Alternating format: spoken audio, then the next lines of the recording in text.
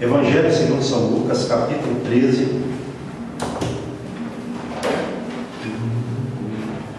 Evangelho segundo São Lucas, capítulo 13. Amém?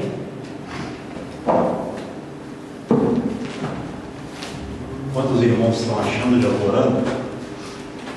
Senhor Deus e Pai, neste momento nós vamos estar ouvindo a Tua palavra. Pai, o culto tem sido uma bênção e vai continuar sendo até o final. Ó Deus e Pai, perdoe-nos os pecados. E neste momento, em nome de Jesus Cristo, eu peço que o Senhor use-me conforme a Tua palavra, a Tua vontade, para que a igreja continue sendo edificada pela palavra, meu Pai, oficial da noite. Em nome de Jesus, amém. Graças a Deus. Se você pudesse colocar sobre os seus pés, depois da leitura você pode se sentar. Lucas 13, versículo 1, diz assim. Lucas 13, versículo 1. Amém. Naquela mesma ocasião, chegando alguns, falavam a Jesus a respeito dos galileus, cujo sangue Pilatos misturara com os sacrifícios que os mesmos realizavam. Ele, porém, lhes disse: pensais que esses galileus eram mais pecadores do que todos os outros galileus, por terem padecido estas coisas? Não eram. Eu vou afirmo. Se, porém, não vos arrependerdes, todos igualmente perecereis. Ou cuidais que aqueles 18 sobre os quais desabou a torre de Siloé e os matou eram mais culpados que todos os outros habitantes de Jerusalém? Não eram. Eu vou afirmo. Mas, se não vos arrependerdes, todos igualmente perecereis. Amém. A igreja pode ser sentada. Amém. Então, irmãos, esse trecho aqui é um trecho que muitas pessoas acabam caindo nesse tipo de pensamento, que essas pessoas estavam com esse pensamento, que era o pensamento justamente de tragédias que acontecem com algumas pessoas, como hoje, por exemplo, Se você ouvir uma notícia de uma tragédia, um prédio desabou, a ponte caiu, um ônibus caiu na ponte, e dentro do rio pessoas morreram e tal, tragédias, a gente não comenta, é normal isso. Só que aqui, essas duas tragédias que Jesus falou sobre elas têm a ver com esse tipo de pensamento, porque o versículo 1 fala que, chegando alguns, falavam a Jesus a respeito dos galileus, cujo sangue Pilatos misturara com os sacrifícios que os mesmos realizavam. Pessoas que Pilatos, o governador da Judéia, ele matou quando elas estavam realizando os sacrifícios no templo. A Bíblia não fala o que essas pessoas fizeram. Certo é que Pilatos, ele foi atrás dessas pessoas, e essas pessoas, quando estavam no templo realizando ali os sacrifícios, ele as executou a mando dele, Elas foram executadas e o sangue dessas pessoas foi misturado com os sacrifícios. Por isso que está aqui escrito, dessa forma, no versículo de número 1. Naquela mesma ocasião, chegando alguns, falavam a Jesus a respeito dos galileus, cujo sangue Pilatos misturara com os sacrifícios que os mesmos realizavam.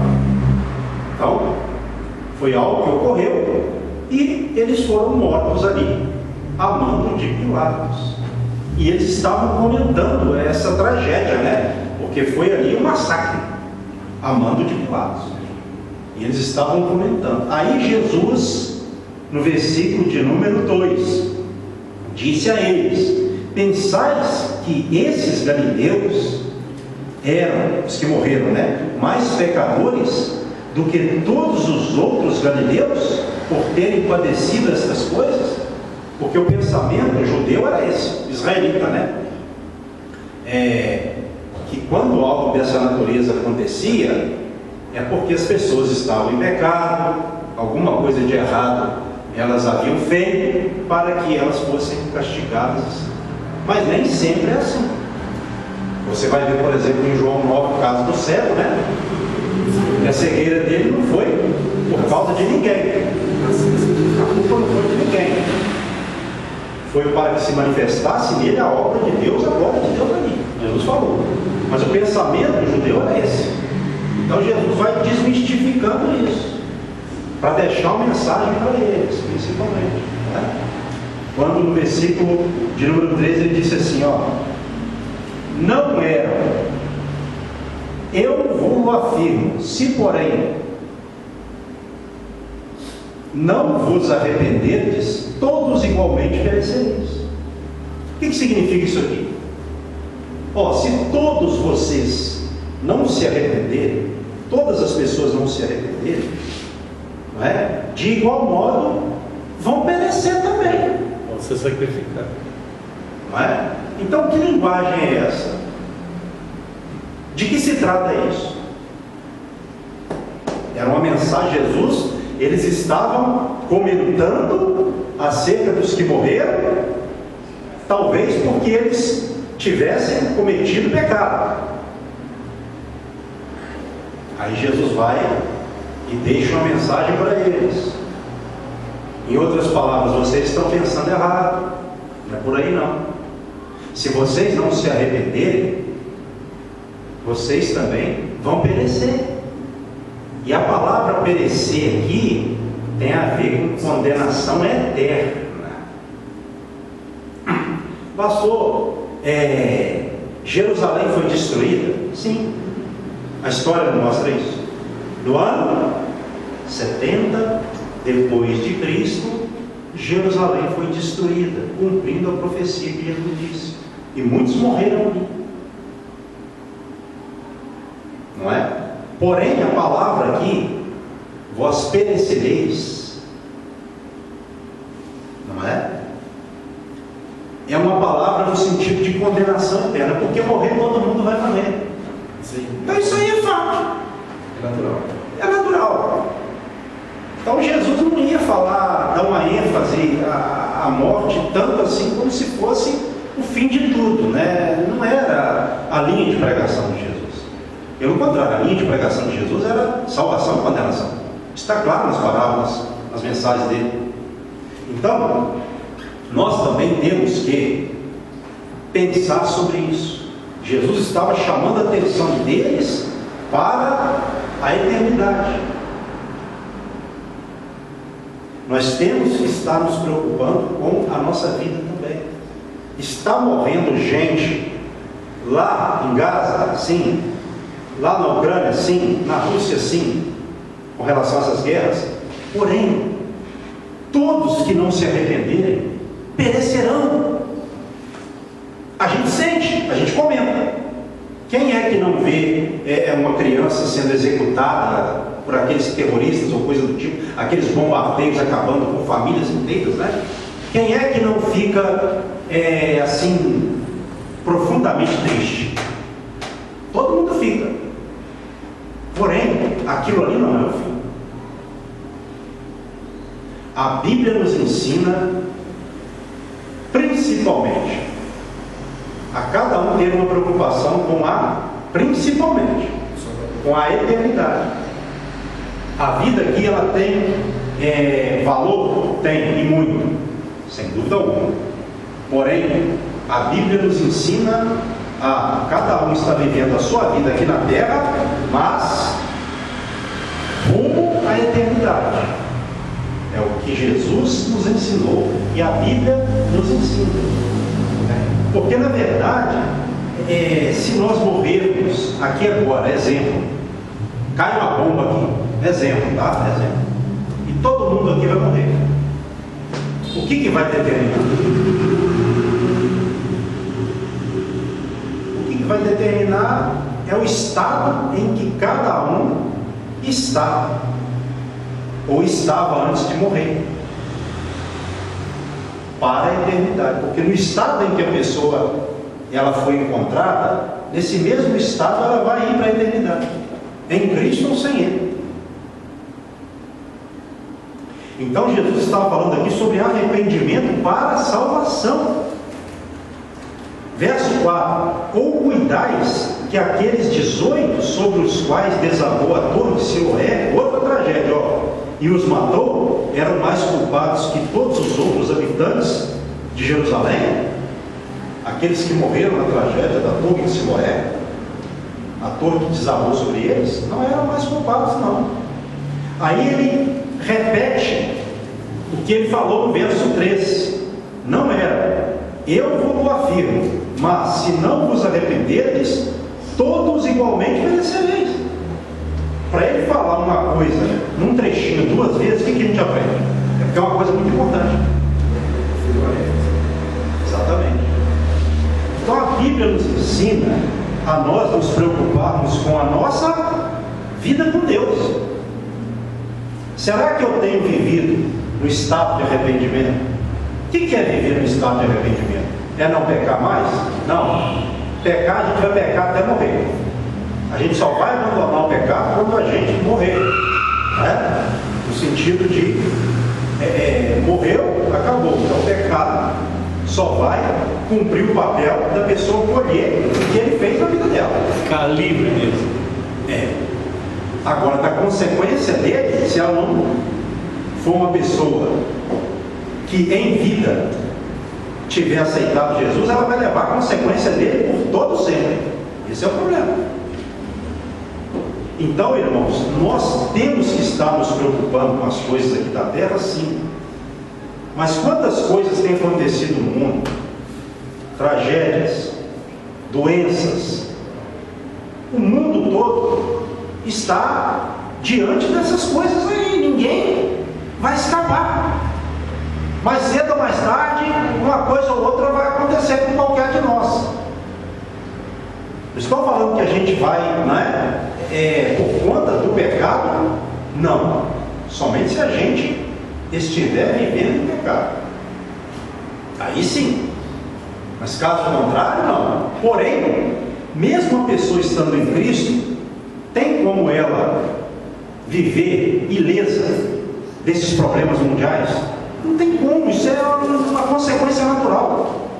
Então, o que o Espírito Santo está nos revelando aqui nesta noite? Que nós não devemos estar demasiadamente preocupados e assustados com essas coisas que têm acontecido no mundo. Porque o mundo é lugar de perturbação mesmo. Agora, em Cristo nós ainda temos paz. E continuaremos tendo. Porque a nossa paz é qual? Celestial. Isso, terra, a paz do céu celestial que está no nosso coração. Porque a gente sabe que a nossa vida não pode ficar ligada ou dependendo de qualquer coisa deste mundo. O fulano morreu, aconteceu uma tragédia. Poderia ter acontecido com a gente aqui também. Não aconteceu, graças a Deus. Mas eu vou me preparando, porque um dia a minha hora vai chegar. E na hora que a minha hora chegar, eu quero que Deus me ache arrependido dos meus pecados. E eu estar preparado para partir. Porque o arrependimento, ele não se dá num momento só, não. O arrependimento se dá num momento só? Não. Ele se dá num momento, mas ele é um estado em que a pessoa tem que viver nele. É o que a gente sempre fala. Eu tenho que viver no estado de arrependimento. Se eu quiser ser salvo, eu tenho que viver no estado de arrependimento. Então, conversão é como a gente fala, é todo dia, arrependimento é todo dia. Eu quero, quando o Senhor vier, que Ele me encontre servindo a Ele assim. Porque eu tenho na minha mente que se eu não estiver servindo Ele assim, eu não vou para o descanso eterno. Porque Deus olha para a aparência do homem? Não. Jesus aqui estava falando com essas pessoas que pensavam que estavam isentas dos problemas. E Jesus coloca essas pessoas dentro do cenário. Nós estamos no cenário. Ninguém escapa da aflição, da angústia. Nem Jesus escapou. quem dirá nós? Então eu tenho que me preocupar com a minha vida aqui na terra, sim, mas como sendo uma vida para frutificar para a vida eterna. É isso que eu tenho que ter na memória. Não importa o que eu vou perder, coisas eu vou perder de repente até amizades, né? Ou alguns relacionamentos por Cristo, porque isso faz parte. Mas o que eu não quero perder é a minha salvação. Porque no final das contas, o que vai determinar isso aí. Então nós temos que viver no estado de arrependimento. Isso é o mais importante. Amém. Rejeitando o pecado, vigiando para que o pecado não venha nos dominar, não é? E aí, acompanhe comigo, se você puder, versículo de número 6. Logo na sequência ele fala a parábola da figueira estéril. Então Jesus proferiu a seguinte parábola: certo homem tinha uma figueira plantada na sua vinha, e vindo procurar fruto nela, não achou. Pelo que disse ao viticultor: há 3 anos venho procurar fruto nesta figueira e não acho. Podes cortá-la? Para que está ela ainda ocupando inutilmente a terra? Ele, porém, respondeu: Senhor, deixa ainda este ano, até que eu escave ao redor dela e lhe ponha estrume. Se vier a dar fruto, bem está, se não, mandarás cortá-la. Então, logo na sequência, Jesus fala a parábola da figueira estéril. Essa figueira, nós podemos ver nela também Israel. É uma figura para falar de Israel. Quantos anos aproximadamente durou o ministério de Jesus? 3 anos, 3 anos e meio aproximadamente. 3 anos. Exatamente. E olha só o que o dono da plantação, ele disse. Não é? Está aqui no versículo de número 7. Há 3 anos venho procurar fruto nesta figueira e não acho. Podes cortá-la. Para que está ela ainda ocupando inutilmente a terra? Israel deu fruto no tempo do ministério de Jesus. Alguns israelitas se arrependeram, sim, mas de modo geral não. De modo geral, os judeus rejeitaram Jesus. Qual que é a aplicação para a nossa vida? Porque tem uma aplicação para nós também. No tempo determinado por Deus, nós temos que dar fruto. Nós temos que dar fruto. Aqui nós podemos ver a misericórdia.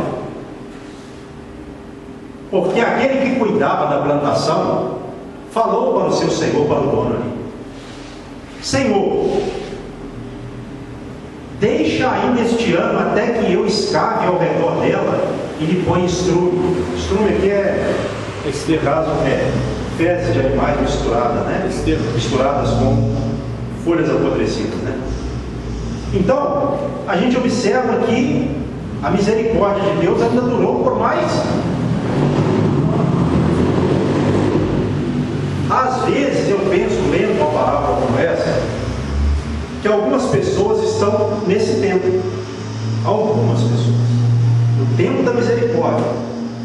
Elas não deram fruto durante o tempo necessário, e aí foi rogado ao Pai para que desse mais um tempo.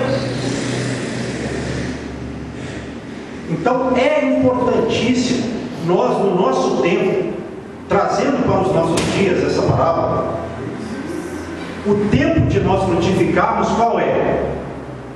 Qual é o tempo de nós frutificarmos? O hoje agora. Tem que dar fruto agora. Cada um tem que fazer o seu melhor para Deus agora. Porque depois que Deus corta, ou manda cortar, ou Ele mesmo corta, na parábola da videira, João 15 fala que Ele mesmo corta. João 15. Isso. Então, se Deus cortar, está cortado. O que é o cortar de Deus? É o acabar. Acabou o tempo da pessoa. Porque se eu estou ligado à videira e eu não estou dando fruto, o problema está, segundo a parábola, com a videira ou comigo? A videira é Jesus, né? Então não tem problema, está comigo. Então, se eu não frutificar, o meu mal não vai poder continuar ligado a Cristo. Essa é a explicação. Por isso que o Pai vai cortar. E essa pessoa, esse corte, no caso, acabou o tempo da pessoa. Essa pessoa está eliminada.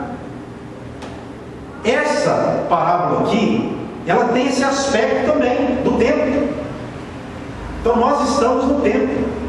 Às vezes pode ter uma pessoa que pense assim: ah não, eu ainda vou esperar para isso, para aquilo. Irmãos, não espere o dia. O dia de hoje pertence a quem? A Deus. O amanhã a quem?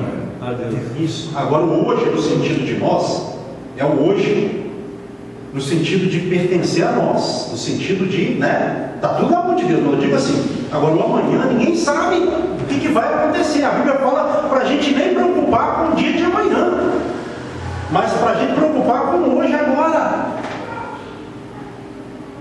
Pessoas morrendo, pessoas sofrendo, e muitas dessas pessoas morrendo sem preparação. Jesus alertou essas pessoas aqui. Logo na sequência ele prega a parábola da figueira, não é? Que tem aqui por título, a parábola da figueira estéril. Então o crente ele não pode ser estéril. O que é a esterilidade? É a pessoa não frutificar. Ela não frutifica. Então isso é a palavra de Deus. O que eu posso fazer para Deus? Deus me chamou para quê? Se Deus me chamou para pregar o Evangelho e ganhar almas, então eu vou me dedicar mais para isso, porque eu sei que é nisso que Deus vai me usar. Agora, o que eu vou perder para fazer isso? Não importa. Eu quero frutificar. Eu quero viver o que Deus tem para mim. Porque se eu morrer hoje ou amanhã, eu vou morrer, pelo menos no que depender disso aí, no Senhor. Eu não vou ter aquele peso, né? Tem pessoa que tem medo de morrer. Não sei se vocês já observaram um cenário assim. Mas por quê? Porque essas pessoas sabem que não fizeram para Deus o que elas deveriam ter feito no momento oportuno. E a oportunidade passa. Tudo passa nesta vida. As oportunidades, a nossa própria vida. Então nunca caia nessa. Ah, vou deixar pro ano que vem. Este ano já está acabando, já está se findando. Não pense nisso. Isso é o diabo que coloca na cabeça da pessoa. Porque eu não quero ser cortado. Eu não quero ser cortado. Deus trabalha com corte. Deus planta, mas Deus também arranca o que foi plantado. E como é que ele arranca, pastor? Quando aquilo que ele plantou não frutifica. Porque se foi Deus que plantou, vai dar fruto no tempo certo. Cada um tem o seu tempo, vai dar fruto. Agora, se ele plantou e não frutificar, ele vai arrancar. Ou melhor dizendo, Jesus até falou uma coisa que vai até contra, em certo sentido, né? O que eu estou falando aqui agora. Toda planta que meu pai não plantou será arrancada. Eu usei o termo Deus plantando no sentido, né? Por exemplo, os galhos ligados a Cristo, as varas, né, da parábola, esses galhos estão em Cristo, mas podem ser cortados. Agora, nesse sentido falando, aquele que não é de Deus, o próprio Deus vai arrancar, vai cortar. Isso é pura verdade, porque Deus ele é Deus de todos os tempos, como já foi dito, e como está escrito lá no passado, até na casa de Judá, né? Quando ele teve seus dois filhos, ele e Onã, ele precisava de dar uma certa descendência para a sua família, né? Ter os seus herdeiros, etc. Até que um dos filhos dele, o primogênito, ele era mau. Era para ele ter filho com a sua esposa, chamada Tamar, mas ele só judiava dela. Por isso que Deus ele era para dar frutos naquela família, e o próprio Deus o arrancou da terra. Em sequência, ou não, também tinha que dar o quê? Sequência na linhagem do seu próprio irmão. Isso, na descendência do seu próprio irmão, mas ele viu que o filho não seria dele, e seria para do irmão dele. Ele fez o que era mal. O irmão dele, primogênito, ele era mal, segundo a Bíblia. O irmão dele fez o que era mal diante do Senhor, e por isso Deus também o matou. Era para ambos darem frutos aqui na terra, e assim não fizeram. O próprio Deus os arrancou, tirou, né? Exatamente, naquele contexto ali, eles se omitiram a continuar a descendência, e por isso pagaram com a morte. E o próprio Deus ceifou eles. Exatamente, ele trouxe até um contexto bíblico, que tem a ver com o que eu estou falando. Então, ninguém está isento com relação ao fruto. Todos têm que dar fruto. Cada um vai dar o seu fruto, é lógico, porque cada um é uma pessoa diferente, mas tem que frutificar, porque se eu estou no Senhor, eu estou recebendo de quem? Do Senhor. Tem como eu estar no Senhor e dar um fruto mau? Não, o meu fruto tem que ser bom, tem que ser fruto para a vida eterna, fruto de salvação. Então a palavra de Deus para nós hoje é essa, para nós frutificarmos, para nós não nos envolvermos com coisas que de repente vêm para nos iludir e acharmos que nós estamos numa obra que, se fizer amém, se não fizer amém também não. Para Deus só tem um resultado: o fruto. Amém. Tem que dar o fruto bom. Tem que dar o fruto bom, porque Jesus disse: a árvore é conhecida pelos seus frutos. A pessoa que quer ser salva, ela tem que ter a hombridade, a honestidade para ela mesma, de olhar para a sua própria vida e fazer uma avaliação, uma reavaliação, e pensar: se eu estou dando fruto, eu vou melhorar. Agora, se eu não estou dando fruto, eu vou passar a dar fruto, porque eu não quero ser cortado, eu quero ser salvo, eu quero ser abençoado, eu não quero ser condenado, eu não quero ser como aqueles israelitas da época de Jesus, que pensaram que estavam salvos. Nós somos filhos de Deus, nós somos filhos de Abraão. Não. Muitas pessoas do mundo religioso estão pensando como os judeus da época de Jesus: nós somos filhos de Deus, nós temos a lei, que nada. Filho de Deus tem que imitar a Deus, tem que dar fruto. Isso é claro, não é? E é interessante, eu quero aqui que você vá comigo para a gente encerrar. Mateus capítulo 21. No mesmo contexto, sem sair do contexto, para a gente encerrar no mesmo tempo, para a gente ver que Deus trabalha assim. Mateus 21, versículo 18. A figueira sem fruto, né? Você conhece também esse trecho. Mateus 21, 18 está escrito assim: cedo de manhã, ao voltar para a cidade, Jesus teve fome, e vendo uma figueira à beira do caminho, aproximou-se dela, e não tendo achado senão folhas, disse-lhe: nunca mais nasça fruto de ti. E a figueira secou-se imediatamente. Vendo isso, os discípulos admiraram-se e exclamaram: como secou depressa a figueira. Então Jesus, ele teve o quê? Fome. Chegou a figueira, era tempo de figos? Sim. Não era tempo de figos, porém, de alguma forma aquela figueira tinha que ter um fruto ali, porque Jesus não amaldiçoaria uma figueira assim, sem um motivo natural e real. Então, se Jesus foi procurar fruto nela, ela tinha que ter fruto. É o que a gente aprende, porque a Bíblia fala que não era época de figos. Porém, se ele foi procurar figos nela, tinha que ter talvez ali um broto, já como a gente às vezes fala quando a gente prega sobre essa palavra. Tinha que ter um broto ou figos. Ou essa é uma figueira que tinha que dá figos fora de época, pode ser esse também, né? O sentido. Tinha que ter fruto, broto ou figo. Brotos ou figos. Jesus não encontrou nada. Ela tinha o quê? Só folha. Só pegar. Isso aqui é maravilhoso. Isso aqui. Toda vez que eu prego sobre essa palavra, eu acho isso aqui maravilhoso.